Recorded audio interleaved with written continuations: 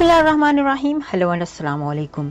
मैं हूं हिना अजमीन, तो वेलकम करती हूं आपको अपने चैनल पर और साथ में आपका शुक्रिया अदा करती हूं क्योंकि आपने अपना कीमती वक्त निकाला मेरे वीडियो को देखने के लिए। ईरान से जंग का खतरा, अमेरिका का इसराइल को एंटी मिसाइल सिस्टम देने का फैसला।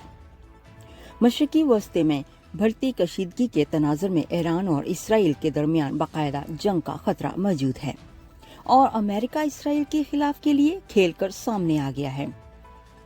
अरब मीडिया के मुताबिक 2 हफ्ते कबल होने वाली ईरानी मिसाइल हमलों के जवाब में अब इसराइल हमले की तैयारी कर रहा है और इसके जवाब में मजीद ईरानी हमलों के दिफा की भी तैयारी का जायजा ले रहा है। रिपोर्ट्स के मुताबिक ईरान ने भी किसी मुमकिन हमले की सूरत में जवाबी हमले का प्लान बना रखा है।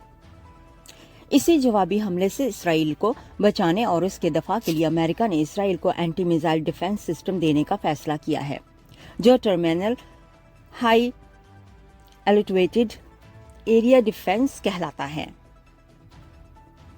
खबर एजेंसी के मुताबिक America third area defence system Israel में नस्ब करेगा, जो 150 से 200 किलोमीटर की रेंज में आने वाले मिसाइलों को तबाह करने की सलाहियत रखता है।